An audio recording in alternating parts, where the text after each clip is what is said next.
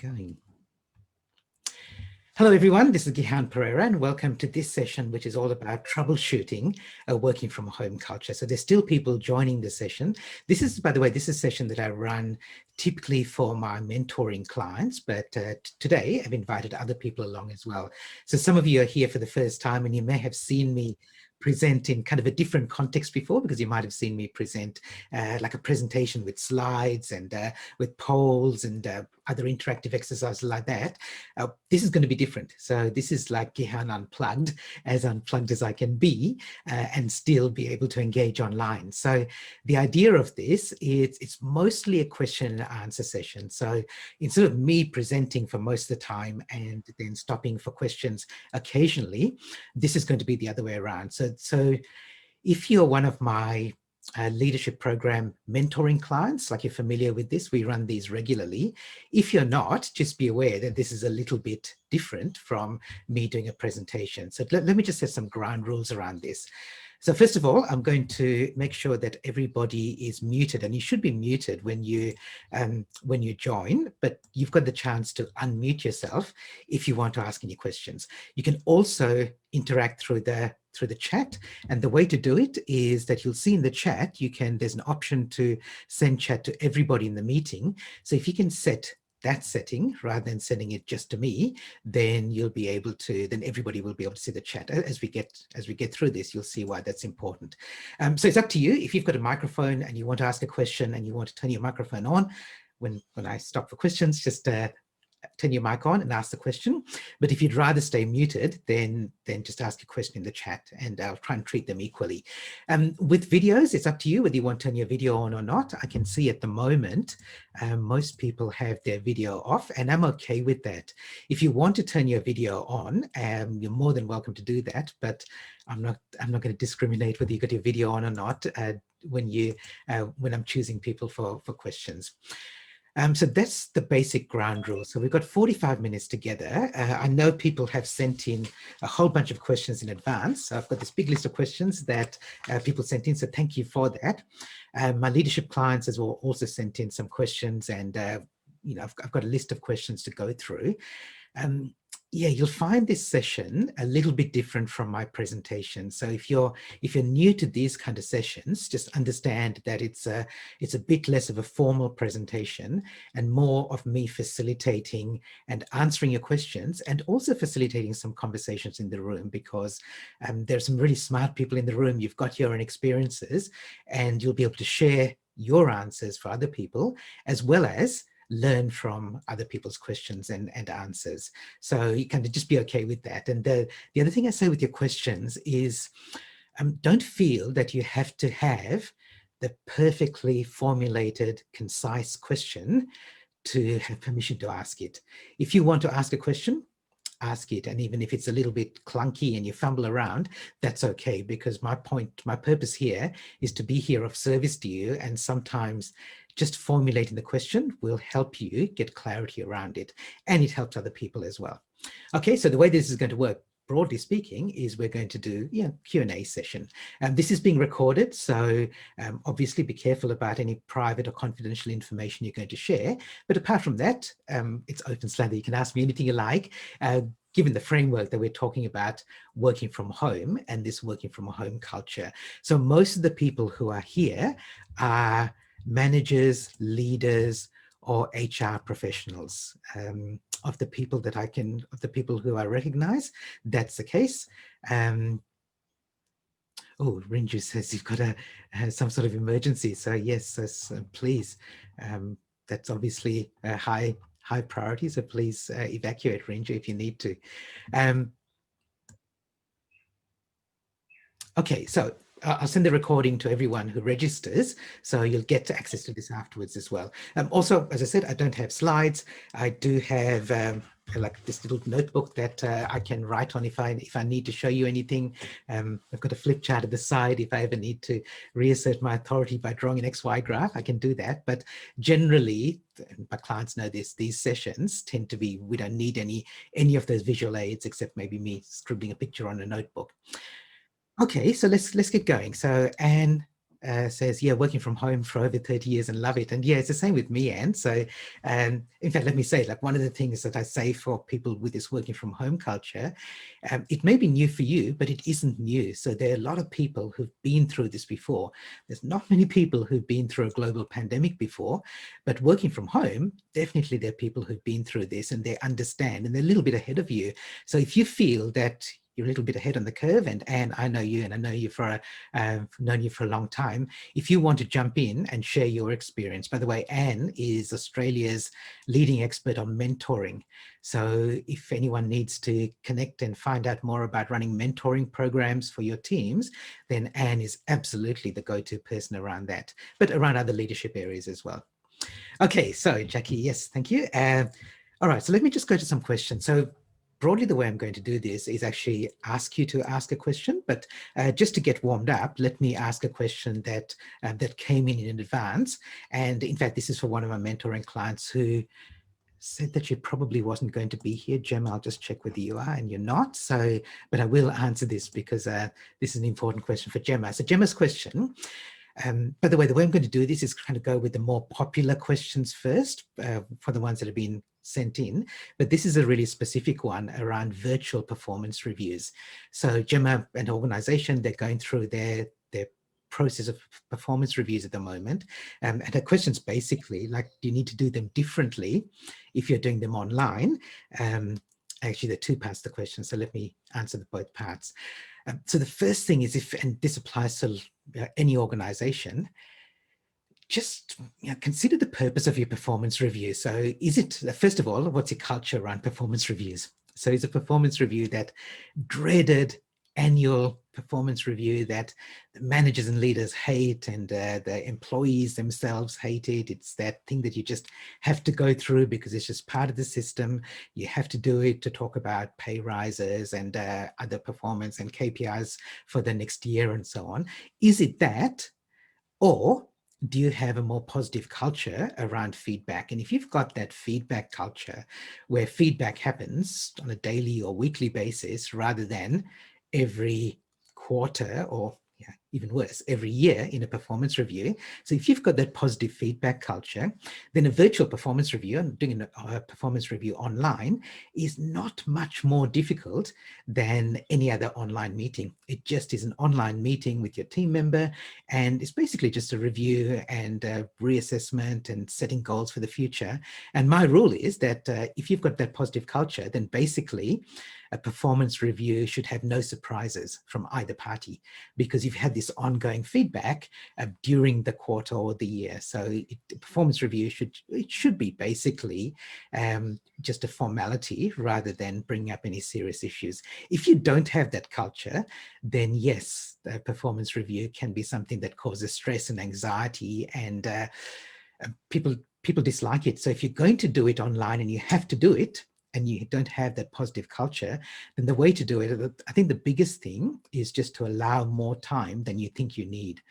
Because typically online meetings are more efficient than in-person meetings in general.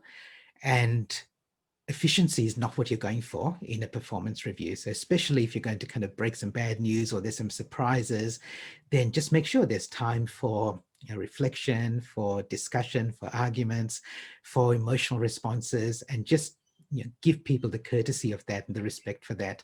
So I reckon, Gemma, the biggest thing is to just allow more time. By the way, I know Gemma's company and they do have that feedback culture, so it's less of an issue. But in general, if you're going to have a meeting about something like a performance review, which is quite important, then allow lots of time for it. And the other question that Gemma asked is like, how do you cater for the changes that you have to account for external circumstances? So we're going through a once in a century pandemic, people are working from home, there's other stresses in people's lives. How do you take that into account when you're assessing someone's performance? And absolutely, you have to. You absolutely have to, because performance is about measuring results against a goal. And if the goalposts have changed, then of course that's going to affect the assessment and the how you measure that. It's exactly the same the other way around. If for some reason something magical happened and we've been through a boom and the whole industry's done really well and everybody's overperforming, then you might expect that your team members are also doing better, and you might hold them to higher standards. And the same applies in reverse. When you've got something like a crisis, then of course you've got to take that into account when you do your performance review. And the last thing I'd say about performance reviews is just keep in mind the purpose of doing them. So if, are you trying to do it because you genuinely want to set goals for this staff member for the future, which should be what you're doing? Or, as I said, is it just a box ticking exercise? And maybe you need to do a review now, like a soft review now, and with the idea that you do another one in a few months' time. Because if things are uncertain, this may not be the best time for you to set goals for all your team members for the next year. I don't believe in annual performance reviews anyway. I reckon they should be at most every 3 months. But if you have to do the annual performance review, maybe you just do a simple one first and then review it in 3 months' time. It's a little bit like our budget in Australia. Like we've got a budget now, we'll have another one in May next year. And this budget now, although there's some things that, some really concrete actions that the government's proposing, I think the real budget that we need to care about is the one that comes out next May. Okay, so let me look at another question that came in. This was actually quite a lot of people asked this question. It's about connection. So how do you, and I'd say Bernadette, Brenda, Teresa, Helen all asked questions about connection, Maria as well. The sort of questions are, how can you effectively manage their collaboration? How do you keep people connected to your organization? How do you keep people engaged and encourage team members to proactively initiate contact? And how do you keep them positive and motivated? So if any of those people are online and want to ask the question out loud, please unmute and ask your question. Hi, it's Brenda here. Yeah, Brenda. Yeah, it's just about keeping that coercion of team, sense of team. There's a lot of, I guess, learning and sharing by osmosis when you come together in an office, no matter what the tasks or the roles are. So it's around, that I think can be lost when you're working from home. So it's, how do you counter that? Yeah, that's right. So if I broaden the question a little bit, it's also about how do you have innovation happening. So there's this perception that when you're in an office, you bump into people and you have a random conversation and that sparks some innovative idea, and then you invent the next iPhone, something like that. But it's that whole collaboration and engagement piece. So first, let me tell you what not to do, because this happens quite a lot, especially in the early days of people working from home. You'd think you need to have a lot more meetings, a lot more face-to-face engagement in things like this with an online conference or an online meeting. And actually what happens is you absolutely need to connect, but you connect in different ways. So we'll talk about productivity later, but generally people are pleasantly surprised, leaders are pleasantly surprised to find that productivity actually goes up when people are working from home. And that's because the general employees, they have some tasks to do. So they sit and they work and they do their tasks. They're not being interrupted. They're not being distracted by people walking by. They don't waste time at meetings.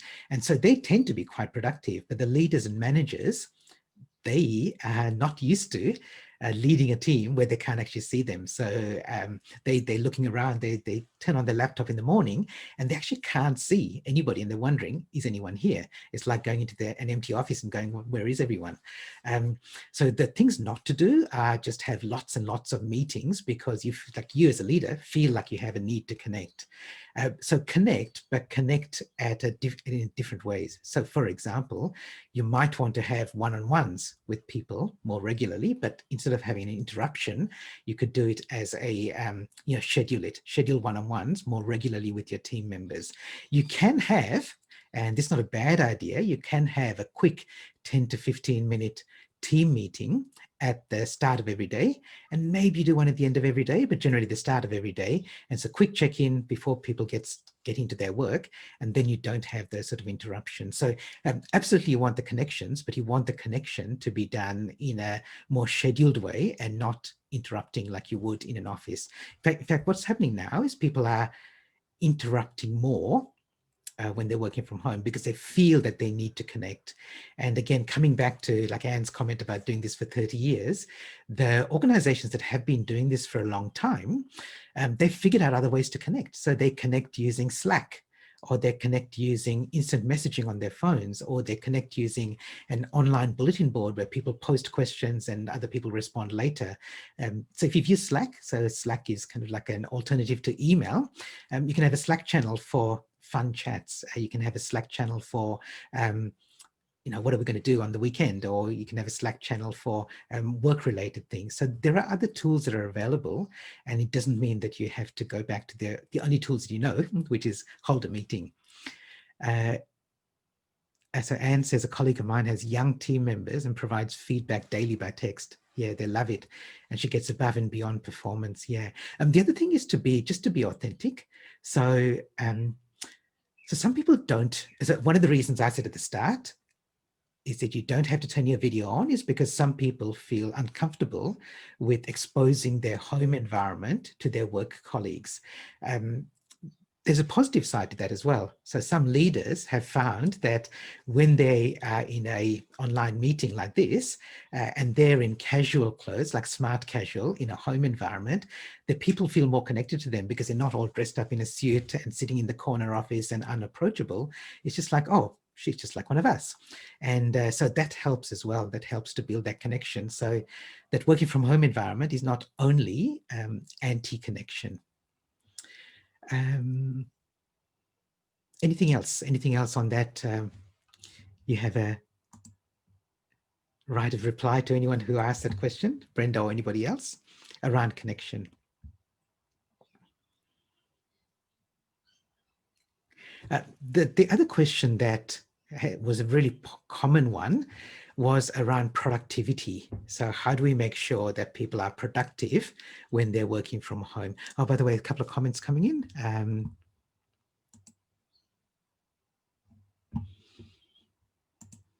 Use Hangouts. We have 2 meetings a week as a catch-up and use Hangouts much more than when we're in the office. And says welfare check-ins. Yeah, and so Anne's comment about he definitely came across as checking in, not checking up. And this is a really important thing that, so any sort of crisis amplifies people's character and behavior. So there are some leaders who have just shone and excelled in this crisis because they've come across as really powerful, engaged leaders who really care about their people. And there's some who've been the exact opposite, and that has been the case, but it's kind of been papered over pre-crisis, and now it's really been amplified. So I like that phrase that you used there, Anne, checking in rather than checking up, because I think that's really what you want to do. You want to check in, and not only for your own comfort. As I said, as a leader, you might feel uncomfortable because you can't see your team members around you. You may not trust them, but it's not even just trust. It's just like, oh, I'm supposed to be leading these people. I can't even see them. How can I even be doing my job?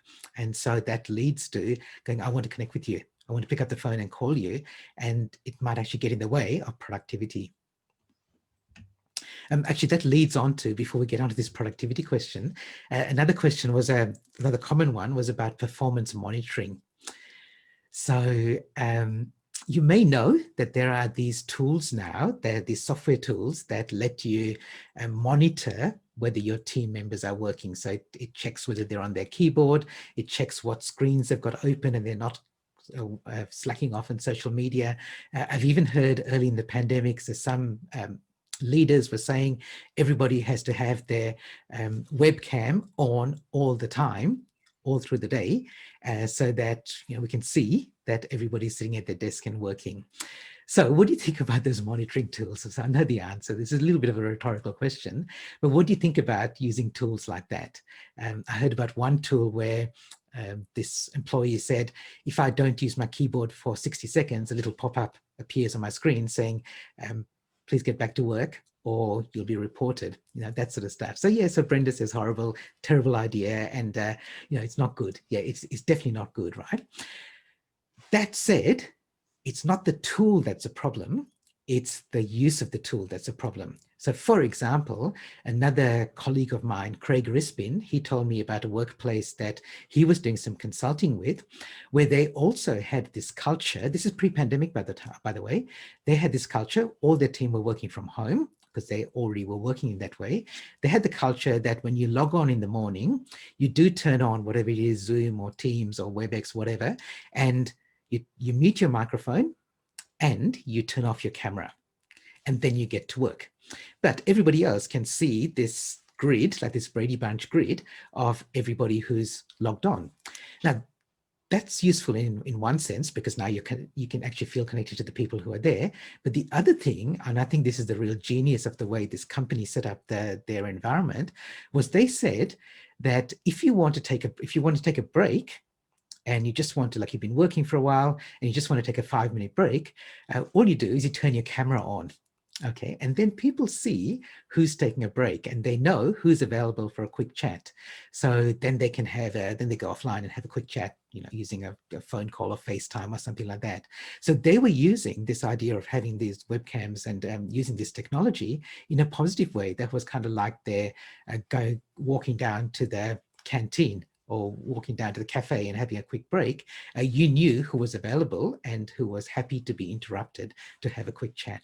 So yeah, so it doesn't necessarily mean it's bad. It can be quite good. So in the same way, there is now artificial intelligence software that, as I said, can monitor your keyboards. It can monitor salespeople when they're on sales calls, and that can be used as a training process. So there's AI software that will listen in on a salesperson making a sales call and then give them coaching afterwards. Or, so the first step is giving them coaching, but the second step is maybe letting them and their manager know, look, here's something where you can give them a little bit more training. So it actually learns from the best people, the best salespeople in the company, and sees what are they doing, and then helps coach other people as well. So it's not the technology that's the problem, it's the way that you use it. Yes, and Trevor says over-monitoring is inhibitive. You don't monitor piecework in the office, so why when they're working from home? Yeah, and I think some of this is people are going overboard because it feels like I can monitor you, so I will. So somebody asked me a question around this before and said, people can be costing us a lot of money. But it could also be true that you've got this team member who's gone into an really important client meeting and they make some kind of offhand sexist, racist remark, and you lose $1 million contract as a result of that. And they could be costing a lot more money doing it that way. So yeah, look, it absolutely is. Don't just monitor them because you can, empower and trust them so that you can take it to the next level and build their judgment is really important. Okay, let me just check if there's any other questions coming in. I've got a whole list of others here, but does anyone want to turn on their microphone and just ask me a question?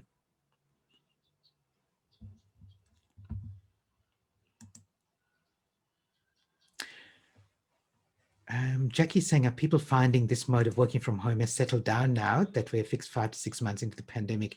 At what point does it feel like this is usual or normal and not in crisis mode, with leaders and their teams being unfamiliar and unskilled? So I think, Jackie, you're asking this question. Actually, let me, whether this is your intent or not, let me ask everyone in the room, are you finding that working from home is a little bit more settled now rather than initially there's this frantic scramble to get everybody productive?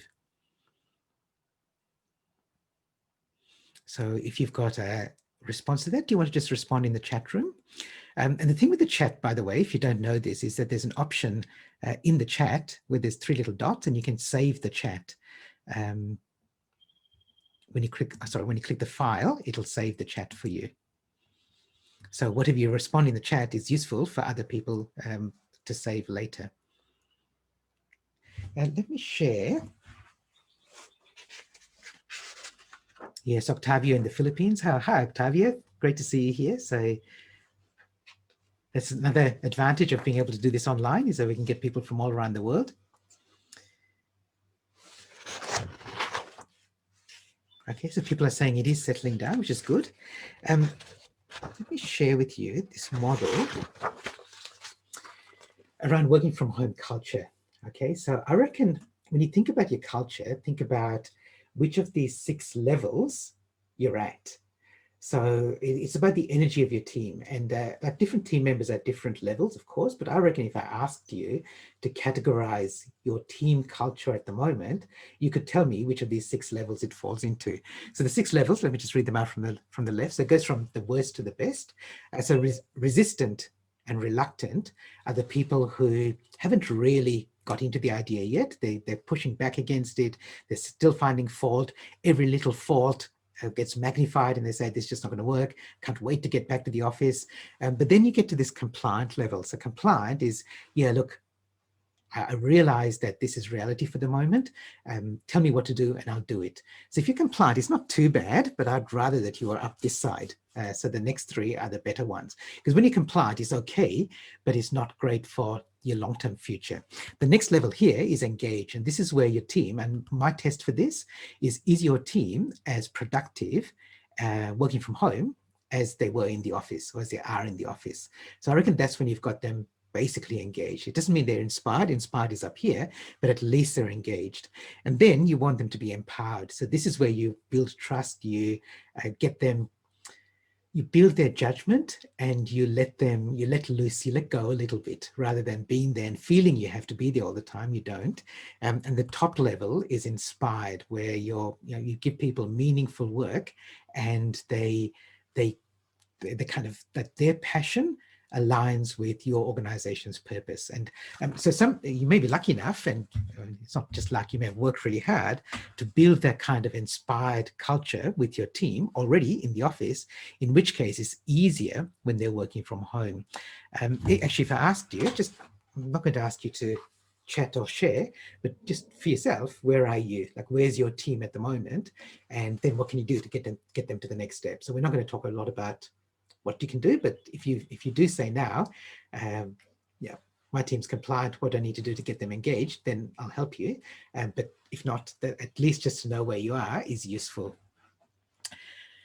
And saying, yeah, so my daughter and son-in-law now both working from home. Yeah, so that's interesting about when there was a question about what happens when you've got your spouse working from home as well. There's a few questions around workplace. Yeah, what happens when the spouse is also at home? How do you get people, the challenges of when you're looking after kids as well, and you're trying to do homeschooling.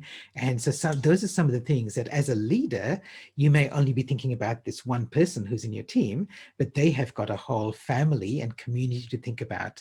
In fact, let's talk about that, because one of the big things that came up was around mental health. We might actually do this as a breakout room. So I'm going to split people into breakout rooms. I do know you asked a question, which I didn't get to, about collaboration introverts. Me? No, I didn't, but someone with my name might have. Okay, to somebody with your name then. I've got it down here as Bernadette, yes. Introverts are interesting. You just have to, I think, keep working on them, in whether they're in the office or they're at home. Yeah, look, in fact, some of the anecdotal evidence and some of the research shows that introverts actually work better in a working from home environment. Yes. Because it's like, I saw this meme early in the pandemic saying, look after your extrovert friends. They're really struggling at the moment with lockdown, because they're used to hanging around with other people, and they get energy from hanging around with other people. And it's actually the introverts who do a really good job when they're in this working from home culture. And it doesn't mean that they don't communicate, it's just that they communicate in different ways. So they might be happier with what I call deferred rather than immediate communication. So they don't need to necessarily pick up the phone or or do a quick FaceTime with somebody. They might be happy to send a message or post it on the intranet, and then they can re-engage later. So yeah, it's just managing them managing different people differently. I agree. I actually have some friends who are in another organization. They are introverts, and it's fine. I mean, as I say to them, one is not better than the other. They are just different. And how you work and communicate with others are different. But I do get that extroverts expect introverts to be like them. And I think they're the ones that have the issue because they can't understand, how people can be comfortable in their own space, Yeah. how Yeah. people like their own company, how they're okay on their own doing things, whereas extroverts find that quite bizarre, that whole Yeah. environment where you are being on your own. And I think I can happily wander between both environments and not feel disturbed by either of them. But Yeah, that's right. And I know you're in HR, aren't you? And yes, somebody else who, again, registered for you. As I think I've got you as head of people and culture. And so, yeah, like, this, like, that one of the biggest skills we need as leaders is that flexibility. So not expect everyone to fit into our little mold. And totally. okay, everyone's different. How can we help bring out their brilliance and help them shine, even if Mm. it's not our style? Yes, exactly. And I find people less able to cope with that concept are more the extroverts. Yes, I would agree with you. I'd agree with you. Or maybe that they're the ones who are the most outspoken when they can't cope.